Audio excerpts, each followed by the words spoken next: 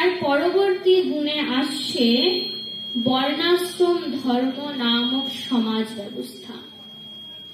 এই সমাজ ব্যবস্থা 4টি বর্ণে আর 4টি আশ্রমে বিভক্ত করা হয়েছে সমাজের শান্তি সমৃদ্ধি বজায় রাখার এর উদ্দেশ্য। ব্রাহ্মণ, ক্ষত্রিয়, বৈশ্য, শূদ্র বলা হচ্ছে এই 4টি আশ্রমের মধ্যে সবচেয়ে উপরে আছে ব্রাহ্মণ। তার উপরেও যদি কেউ থেকে থাকে তিনি হলেন সন্ন্যাসী বা একজন আদর্শ কৃষ্ণ ভক্ত, যিনি ভগবানের জন্য নিজের সবকিছু ত্যাগ করেছেন। আর সেই সন্ন্যাসীর গুণাবলীর মধ্যে প্রথমেই আসছে অভয়ম, অর্থাৎ ভয় শূন্যতা। সন্ন্যাসী যদি সন্ন্যাস নিয়ে ভাবতে থাকে আমাকে কে রক্ষা করবে, সে হয়তো ঘর দর ছেড়ে গিয়ে জঙ্গলে গিয়ে বাস করছে আর ভাবছে আমার তো প্রচুর ভয় করছে, আমাকে কে রক্ষা করবে, তার মানে তার শরণাগতি সম্পূর্ণ হয়নি। যখন একজন কৃষ্ণ ভক্ত নিজেকে সম্পূর্ণভাবে গোবিন্দ চরণে নিয়োজিত করবে তখন সে আর নিজের ওপর নির্ভরশীল থাকবে না, তখন সে ভগবানের ওপর নির্ভরশীল থাকবে। আমরা এত চিন্তা কেন করি? কারণ আমরা এখনো নিজেকে কর্তা বলে মনে করি, নিজেকে মালিক বলে মনে করি। আমি করছি, ভগবান করাচ্ছে নাকি? আমি করছি। আর আমি করছি বলে এই মায়ার বন্ধনে আমরা জড়িয়ে যাচ্ছি। কিন্তু যদি মনে করি ভগবান করাচ্ছে তাহলে আর কোনো ভয় থাকবে না। যখন ছোট ছিলাম তখন কি এত চিন্তা ছিল যে আমাদের কে খাওয়াবে, কে পড়াবে? কারণ আমরা তখন সম্পূর্ণভাবে বাবা মায়ের উপর নির্ভরশীল ছিলাম। আমার কোনো চিন্তা নেই, বাবা মা যেমন চালাবে তেমন চলবো। কিন্তু এখন কেন এত চিন্তা? নিজেদেরকে কর্তা বলে মনে করছি, আমি চালাচ্ছি। কিন্তু যদি মনে করি ভগবান আমাকে যেমন ভাবে চালাচ্ছে তেমন ভাবে চলবো, তখন আর কোনো চিন্তা হবে না। যদি একটা বিপদও এসে পড়ে তখন মনে করব ভগবানের ইচ্ছা ছিল, আমার কর্মফল ছিল, তাই আমাকে ভোগ করতে হয়েছে। এইভাবে কর্মের বন্ধন থেকে আমাদের মুক্ত হতে হবে। তারপরেই বলা হচ্ছে যে দৈবিক গুণাবলীর মধ্যে স্ত্রী সঙ্গ সম্পূর্ণভাবে ত্যাগ। এটি সন্ন্যাসীদের জন্য একটি অত্যন্ত কঠোর নিয়ম। শ্রী চৈতন্য মহাপ্রভু ছিলেন একজন আদর্শ সন্ন্যাসী। তাকে মহিলারা দূর থেকে প্রণাম করত। তাই একজন সন্ন্যাসীর গুণাবলীর মধ্যে কি থাকবে? যে তিনি স্ত্রী সঙ্গ ত্যাগ করবে। এই স্ত্রী সঙ্গ কি করে? তাকে তার ভজন থেকে বিরত করে দিতে পারে। স্ত্রী সঙ্গ হলে এতটাই ভয়ানক। তার জন্য দেখবেন বড় বড় বাবাজিরা সবসময় স্ত্রী সঙ্গ থেকে দূরে থাকে। স্ত্রীরা কি করে? পুরুষদের কামে মোহিত করে। তাই স্ত্রী সঙ্গে যদি বাবাজিরা থাকে তাদের ভজনটা বিরত হতে পারে, ভজন থেকে তারা সরে যেতে পারে। তার জন্য একজন স্ত্রীরও সবসময় এই বিষয়ে সচেতন থাকা উচিত যে কারো ভজন পথে বিঘ্ন যেন সে না ঘটায়। তার পরবর্তীতে আসছে জ্ঞান যোগ অবস্থিতি, অর্থাৎ জ্ঞানের অনুশীলনে নিযুক্ত হওয়া। এগুলো কি বলা হচ্ছে? দৈবিক গুণাবলী। একজন দৈবিক গুণ সম্পন্ন মানুষের মধ্যে এই গুণগুলো থাকে। জ্ঞান যোগ অবস্থিতি মানে জ্ঞানের অনুশীলনে ভগবানকে ভজনা করা। আমরা ভাবি সন্ন্যাসীরা, সাধু সন্তরা আমাদের বাড়ি ভিক্ষা করতে আসছে, কিন্তু এই ভিক্ষার কি উদ্দেশ্য? এই ভিক্ষার উদ্দেশ্য হলো নাম বিলানো। ভগবানের ভক্তদের এই ভিক্ষার প্রকৃত উদ্দেশ্য কি? ভগবানের নাম ভক্তের দ্বারে দ্বারে গিয়ে প্রচার করা। তার পরের বিষয়টি হচ্ছে দান। এই দান করা গৃহস্থের কর্তব্য। আমাদের গৃহস্থদের ভজনের ভাগ পাওয়ার এটা একটা অন্যতম সুযোগ। যারা ভজন করছে তাদের যদি আমরা দান করতে পারি, তাহলে তাদের ভজনের কিছু অংশ আমরা প্রাপ্ত হতে পারি। যেহেতু গৃহস্থরা সারাদিন নানান কাজকর্মে নিযুক্ত থাকে, তাই এই দান তাদের উদ্ধার করে দিতে পারে। আমাদের অর্থ উপার্জনটা তখনই সার্থক হবে যখন সেই অর্থটা ভক্ত সেবায়, সাধু সেবায়, ভগবত সেবায় লাগিয়ে দেব। দান করলেই হবে না, দান হচ্ছে 3 প্রকার। এই প্রকৃতি 3টে গুণের দ্বারা পরিচালিত হয়, সত্য, রজ, তম। এই 3 গুণ অনুসারে 3 গুণের মানুষও আলাদা হয়। 3 গুণের মানুষের স্বভাব, তাদের আহার, তাদের দান, তাদের শ্রদ্ধা 3 রকমই হয়। সত্যগুণ যাদের মধ্যে বিরাজ করে তাদের বলা হয় সাত্ত্বিক, রজগুণ যাদের মধ্যে বিরাজ করে রাজসিক, আর তমগুণ যাদের মধ্যে বিরাজ করে তাদের বলা হয় তামসিক। দানও হলো 3 প্রকার, সাত্ত্বিক, রাজসিক আর তামসিক। শাস্ত্রে বলা হচ্ছে তুমি দান করো না তাও ভালো, এই রাজসিক আর তামসিক দান কখনো করো না। রাজসিক আর তামসিক দান শাস্ত্রে করতে নিষেধ করা হয়েছে। সাত্ত্বিক দান কোনটি? ফল আকাঙ্ক্ষা ত্যাগ করে পরের উপকারের আশায় যে দান করা হয় সেটা হলো সাত্ত্বিক দান। আমার সাধুকে দেওয়া কর্তব্য, তাই দিচ্ছি, কোনো ফল আকাঙ্ক্ষা করি না, এটা হলো সাত্ত্বিক দান। রাজসিক দান কি? দান করে যদি ফল কামনা করি, হে বৈষ্ণব আমি তোমাকে দান করছি, তুমি দেখো আমার ঘরে যেন অভাবই যায় না, তুমি দেখো আমার ঘরে যেন সব ঠিকঠাক থাকে, ঠিকঠাক টাকাটা আসে। এইভাবে একটা আশীর্বাদ চেয়ে নিলাম। দান করছি আর সাথে সাথে ফল কামনা করছি, এটা হলো রাজসিক দান। আর তামসিক দান কি? দান করার পর আক্ষেপ করলে সেটা হলো তামসিক দান। পাঠ শুনতে গেছেন, 5 টাকার কয়েন আছে আর 10 টাকার কয়েন আছে, 5 টাকা দেব না 10 টাকা দেব? 5 টাকা দিলে কি কম হয়ে যাচ্ছে? আবার 10 টাকা দিলেও তো আবার বেশি হয়ে যাচ্ছে। কি করি? এইভাবে একবার 5 টাকার কয়েনটা নাড়ছেন আর একবার 10 টাকার কয়েনটা কাটছেন। এইভাবে করতে করতে 10 টাকার কয়েনটাই দিয়ে দিলে, যা দিয়ে দি। দেওয়ার পর মনে হলো 10 টাকাটা একটু বেশি দেওয়া হয়ে গেল, যদি 5 টাকাটা দিতাম আর 5 টাকা অন্য কাজে লাগাতে পারতাম। হায় হায়, আমার 10 টাকাটা কেন যে দিলাম, 5 টাকাটা দিলেই ভালো হতো। পরের বার থেকে এই বিষয়ে একদম সচেতন থাকবো, 10 টাকা দেওয়াই যাবে না, 5 টাকাই দিতে হবে। এইভাবে কি দান করার পরে যে আক্ষেপ, কেন করলাম, 5 টাকাটা বেশি দেওয়া হয়ে গেল, এইটা বলা হচ্ছে তামসিক দান। তাই রাজসিক আর তামসিক দান কখনো করা যাবে না। মানে দান করে কখনো ফল চাওয়া যাবে না, আবার দান করার পর কখনো আক্ষেপও করা যাবে না।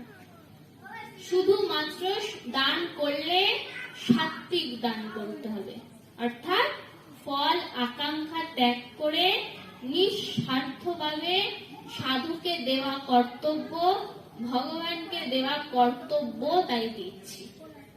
আমাদের মনে প্রশ্ন আসতে পারে যে ভগবানকে আবার দেব কেন? আমার খাওয়ার জন্য রেখেছে, আমি খাবো, ভগবানকে আবার দেওয়ার কি আছে? ভগবানকে কেন দেব? অনেকে আবার প্রশ্ন করে, বর্তমানে যুবক যুবতীরা প্রশ্ন করে থাকে, এই যে ভগবানকে এত লিটার লিটার দুধ দিয়ে অভিষেক করা হচ্ছে, এই দুধ যদি একটু গরিবদের সেবা করা হয় তাহলে হয়তো তারা একটু খেতে পায়, ওই ভগবানের পেছনে গাদা গাদা দুধ ফেলে কি হচ্ছে? প্রশ্ন আসে আমাদের মধ্যে। এগুলো কি? ভগবান সম্বন্ধে আমরা প্রকৃতভাবে জানি না, তার জন্য এই ধরনের প্রশ্ন আমাদের মনে জাগে। এর উত্তর কি? ধরুন আপনার বাড়িতে আপনার বাবা মা অভুক্ত রয়েছে, বাবা মাকে ছেড়ে আপনি যদি পাড়ার লোককে খাওয়াতে যান, বাবা মাকে খাওয়াচ্ছেন না, তারা খিদেতে বলছে আমাকে একটু ভাত দে ভাত দে, তাদেরকে দিচ্ছেন না, পাড়ায় মহোৎসব করে পাড়ার লোককে ভোজ খাওয়াচ্ছেন।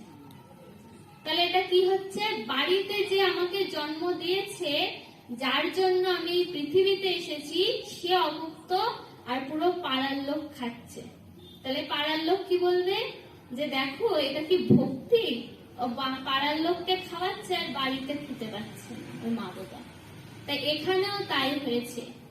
ভগবান তিনি হচ্ছে আমাদের প্রকৃত মাতা পিতা গুরু সবকিছু তিনি। আর আমরা এখন কি বলছি যে ভগবানকে দেওয়া মানে খালি খালি দেওয়া, ওই দুধ যদি একটু গরিবদের দিই তাহলে গরিবরা একটু খেয়ে বাঁচে। তাহলে এটা ওই কি হচ্ছে? বাড়িতে মা বাবাকে না খাইয়ে ওই পাড়ার লোককে খাওয়ানোর মতো হচ্ছে।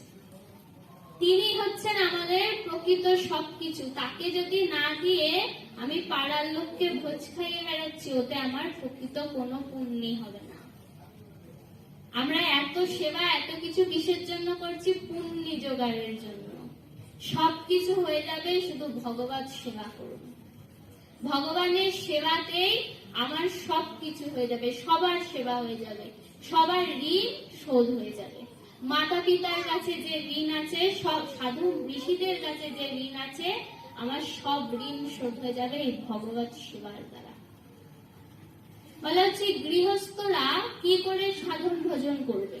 তারা তো সবসময় এই ভগবানের কাজেই যুক্ত থাকে, তারা কি করে সাধন ভজন করবে? সারাদিন কি করছে? সংসারের কাজ করছে, কখন তোমার নাম ডাকবে? তখন শ্রী চৈতন্য মহাপ্রভু বলছে, প্রভু কহে কৃষ্ণ সেবা বৈষ্ণব সেবন নিরন্তর কর কৃষ্ণ নাম সংকীর্তন। এটি হচ্ছে আমাদের গৃহস্থদের উদ্ধারের উপায়।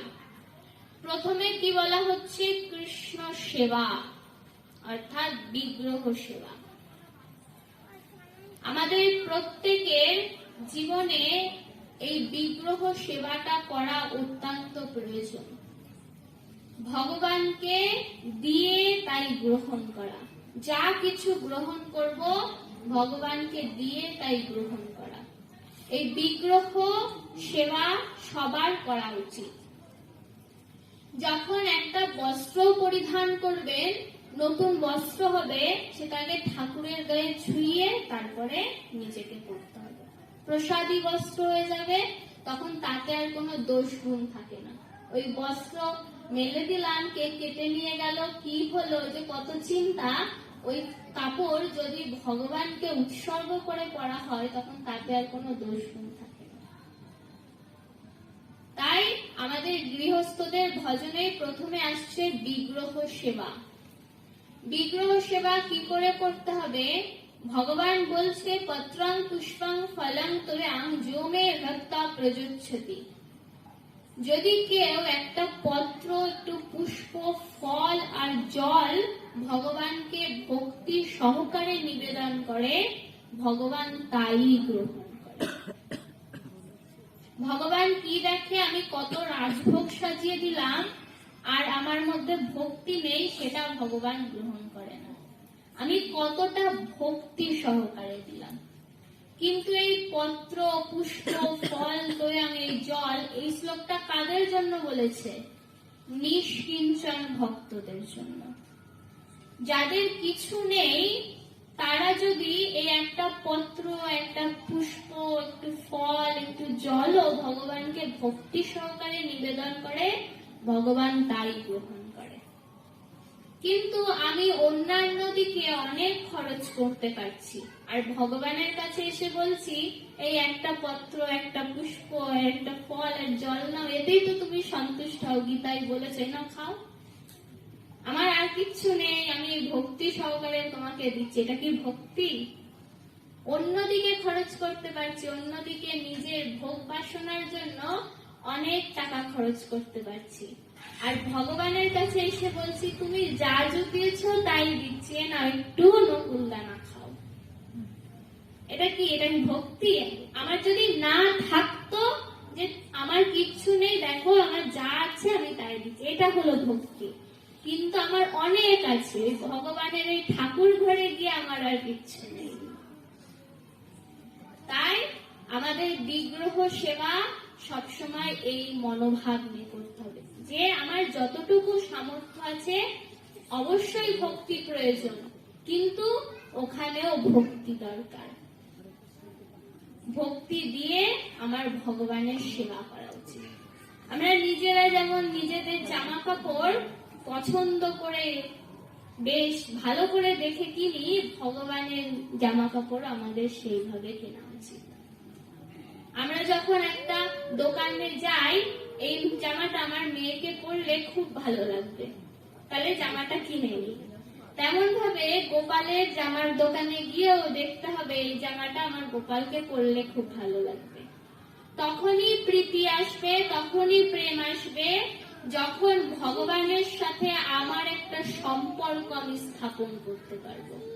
তাকে আমি ছেলে ভাবি, আমার বন্ধু ভাবি, আমার পিতা ভাবি, আমার পুত্র ভাবি, যা ভাবি, আমি যখন তার সাথে একটা সম্পর্ক স্থাপন করতে পারবো। তাই আমাদের প্রত্যেকেরই বিগ্রহ সেবা করা উচিত। এবার আমাদের মনে প্রশ্ন আসতে পারে যে আমার ঘরে তো বিগ্রহ নেই, তাহলে কি আমি বিগ্রহ সেবা করতে পারবো না? যে চিত্রপট আছে সেই চিত্রপট বিগ্রহের অন্তর্গত। বিগ্রহ মানসিকও হয়, বিগ্রহ চিত্রপটেও হয়, বিগ্রহ বিভিন্ন ধাতুর তৈরিও হয়। এটা আমার কল্পনাতেও হয়, আমার চিত্রপটেও হয়, বিগ্রহতেও হয়। আমার শীত করছে, তাহলে গোপালেরও শীত করছে। এইভাবে যখন ভাবতে পারবেন, তখনই হবে ভগবানের সাথে প্রেমের সম্পর্ক, তখনই ভক্তি একটা স্তরে পৌঁছবে। এই চিত্রপট একজন ভক্তের ঘরে চারদিকে ভগবানের চিত্রপট থাকা অত্যন্ত জরুরি। এই চিত্রপটগুলো হলো আধ্যাত্মিক ঘরের জানালা। আমাদের এই জগতের নানান ছবি যেমন কি করে, জগতের নানান জিনিস দেখতে সাহায্য করে জানালা, তেমনি এই আধ্যাত্মিক ঘরের জানালা। এই চিত্রপটের সাহায্যে আমরা ভগবানকে দর্শন করতে পারি। এমন স্থানে চিত্রপট রাখবে যে আমি ঘুম থেকে উঠেও ভগবানের ছবি দেখব, ঘুমাতে যাওয়ার সময় ভগবানের ছবি রাখবো। কৃষ্ণ সেবা বৈষ্ণব সেবন, সব সময় সাধুদের সেবা করা উচিত। আর নিরন্তর করো কৃষ্ণ নাম সংকীর্তন। এই নামের গুরুত্ব আমাদের জীবনে অত্যন্ত বেশি। শ্রী চৈতন্য মহাপ্রভুর অপ্রাকৃত দান হল নাম যজ্ঞ। প্রত্যেক যুগেরই যুগ ধর্ম থাকে, তেমনি কলি যুগের যুগ ধর্ম হল হরিনাম সংকীর্তন। এই যুগ ধর্ম আমাদের সকলের পালন করা উচিত। ভগবান অপ্রাকৃতভাবে আমাদের এই দান করেছে। এই নাম গ্রহণ করতে আমাদের কোনো কিছু লাগবে? কিচ্ছু লাগবে না, শুধু জিভ নাড়াতে হবে। হরে কৃষ্ণ কৃষ্ণ কৃষ্ণ হরে হরে, হরে রাম রাম রাম হরে হরে। এই যে নাম যজ্ঞ হচ্ছে, এই দলেরা এসে আমাদের নাম শুনিয়ে চলে যাবে, তারপরে নাম কে শোনাবে? তারপরে শোনাবে নিজের নামটা নিজেকেই করতে হবে।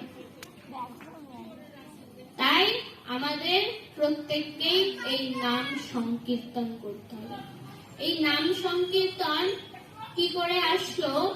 বলা হচ্ছে ভগবানের কাছে যখন দেয় ভগবান, সেটা হলো কৃপা, আর যখন ভক্তের কাছে এসে সেটা পৌঁছায়, সেটা হয়ে যায় ভক্তি। ভগবান আমাদের কৃপা দান করে, আর সেটা ভক্তের হৃদয়ে তৈরি হয়ে হয় ভক্তি। যেমন কারিগরের কাছে শুধু ছানা আর চিনি দেওয়া হয়, আর কারিগর পাক দিয়ে একটা সন্দেশ তৈরি করে দেয়। তেমনি ভগবান আমাদের কৃপারূপী ছানা দিয়েছে। ছানা তৈরি করার জন্য ছানা আর চিনি দিয়েছে, আর ভক্তের হৃদয়ে সেটা পাক খেয়ে সন্দেশ তৈরি হয়। তাই ভগবান আমাদের এই নাম সংকীর্তন দান করেছে, আমাদের প্রত্যেকেরই এটা করা উচিত। বলছে যদি তুমি ভক্তি আস্বাদন করতে চাও, তাহলে তোমায় কি করতে হবে? ভক্ত পদ রজ গায়ে মাখতে হবে। ভক্তের পদের ধুলো, পায়ের ধুলো তোমার গায়ে মাখতে হবে। যে স্বয়ং ভগবান, তাকে ভক্ত পদ ধুলি মাখতে বলছে। যে যে স্তরের মানুষ, সে সেই রকম স্তরের মানুষের ধুলো নেবে। আমি যেমন নিম্ন স্তরে রয়েছি, সমস্ত উচ্চ স্তরের আমার আশেপাশে যারা রয়েছে সবার ধুলো নেবে। আর সে তো একদম গোবিন্দ, অনাদি আদি গোবিন্দ, কিসের অভাব আছে তার? সে একদম উপরে বসে রয়েছে। সে এখন কার ধুলো নেবে? বলছে রাধা রানীর। রাধা রানীর পদ রজ আস্বাদন করব আমি। নিচে তলায় মধ্যে কি করে? মধ্যে আর একটা মিষ্টি থাকে, উপরে সন্দেশ দিয়ে সাজানো থাকে, আর উপরে আর একটা রস মিষ্টি থাকে। তাই উপরেরটা যখন কামড় দেব, তখনই ভেতরের আস্বাদন পাওয়া যাবে। এমনি দেখে আস্বাদন পাওয়া যাবে? আস্বাদন পাওয়া যাবে না। যখন উপরে কামড় দেব, তখনই বুঝবো ভেতরে একটা রসগোল্লা রয়েছে। তেমন ভাবে যিনি হরি নাম অমৃত আস্বাদন করবে, তিনি বুঝতে পারবে যে রাধা প্রেমটা কেমন। জয় জয় শ্রীনিতাই গৌরাঙ্গী।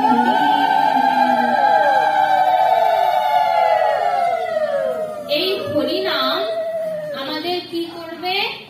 এই ভব বন্ধন থেকে মুক্তির উপায় বলে দেবে।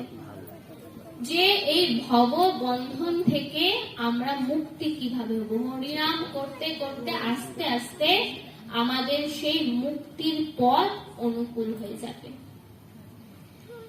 বলা হচ্ছে কেন মুক্তির দরকার? বেশ তো ভালোই আছি, খাচ্ছি, যাচ্ছি, ঘুরছি, এটা আবার মুক্তি কি? বন্ধন হলে তো তাই মুক্তি হবে, আমি তো মুক্ত হয়ে আছি। কিন্তু না, এটা প্রকৃত মুক্তি না। প্রকৃত মুক্তি তখনই হবে যখন জন্ম মৃত্যু জরা ব্যাধি থেকে মুক্ত হতে পারবো। একবারে ঘষলেই পরিষ্কার হয় না। আবার এখন তো নতুন মাজার বেরিয়েছে, কিছু ঘষতেই হবে না, তেল দিয়ে একটু দিলেই সব পরিষ্কার হয়ে যাবে। তা হরিনামটা হলো সেই রকম। আগে সত্য ত্রেতা যুগে সেই বাসন কোসনের মতো পরিষ্কার করতে আগে প্রচুর ঘষতে হতো, কিন্তু এখন আর ঘষতে হবে না। এখন নতুন মাজারটা চলে এসছে হরিনামামৃত, শুধু একটুখানি দিলেই সেটা একদম পরিষ্কার হয়ে যাবে। শুধু চেষ্টাটা থাকতে হবে যে আমি আমার যত বিপদে আসুক, আমি কি করব? আমার মুখের থেকে কখনো কৃষ্ণ নাম ত্যাগ করব না। হাতে কাজ করছি, মুখটা তো পড়ে রয়েছে, মুখটা কিছু করছে? আমি হাতে বাসন মাজছি, হাতে রান্না করছি, হাতে সব কাজ করছি, মুখটা খালি রয়েছে। তাই মুখে আমাদের নিরন্তর কৃষ্ণ নাম সংকীর্তন করা উচিত। বলা হচ্ছে আমাদের নামে প্রেম জাগে না কেন? কারণ আমাদের নামে অপরাধ সংঘটিত হয়। দশবীর যে নাম অপরাধ আছে, এই দশবীর নাম অপরাধী আমাদের কি করে? নামে প্রেম জাগাতে পারে না। দশবিধ নাম অপরাধের প্রথমে কি আসছে? প্রথমে আসছে সাধু গুরু বৈষ্ণব নিন্দা। যে বৈষ্ণব নিন্দা যদি কেউ করে তাহলে সেটি হবে তার ভজনের প্রতিকূল। আমাদের সবসময় এই বিষয়ে সচেতন থাকা উচিত যেন কোনো ব্যক্তির আমরা নিন্দা না করি। সবসময় যেখানে নিন্দা হবে সেই নিন্দার স্থান থেকে আমাদের সরে থাকা উচিত। যদি নিন্দা করতে থাকি তাহলে আস্তে আস্তে যেটুকু বা ভগবানের নাম গুণগান করছি আস্তে আস্তে কি হবে, সেই পথ থেকে আমরা সরে আসব। তাই আমাদের সবসময় এই বিষয়ে সচেতন থাকা উচিত। তার পরবর্তীতে আসছে বেদ পাঠ। এটি হচ্ছে ব্রহ্মচর্য বা ছাত্র জীবনের জন্য। আমরা যারা পড়াশোনা করছি আমাদের কি চেষ্টা করতে হবে যে ভগবানের, আমাদের পড়াশোনার বিভিন্ন গ্রন্থের সাথে সাথে ভগবানের বিভিন্ন গ্রন্থ পাঠ করা। এই ভগবত জ্ঞান আমাদের কি করবে, আস্তে আস্তে পারমার্থিক উন্নতিতে সহায়তা করবে। তারপরে বলা হচ্ছে সরলতা। ব্রাহ্মণের গুণ সরলতা জীবনের কোন কোন বিশেষ আশ্রমে মানুষের অনুশীলনের জন্যই কেবল নয়। এই সরলতা আমাদের কি করবে, আস্তে আস্তে আমাদের ভগবত ভজনের পথে উন্নীত করবে। এই কৃষ্ণ নাম সংকীর্তন আমাদের কখনোই মুখ থেকে ছাড়া উচিত না। এইভাবে সবসময় বৈষ্ণবের প্রতি কৃপা দৃষ্টি রেখে নিজেকে অধম মনে করে আস্তে আস্তে আমাদের এই ভগবত ভজনের পথে উন্নীত হতে হবে। এই ভক্তিটাই জীবনের মূল, আর সব অনর্থ। তাই আজকের থেকে আমাদের সংকল্প করতে হবে, এতদিন যে সংসারে দাসত্ব করেছি এই সংসার আমাকে ততদিনই ভালোবাসবে যতদিন সংসারকে দিতে পারবো। যতদিন সংসারকে দিতে পারবো না ততদিন সংসারের কাছে আমি বোঝা হয়ে যাব।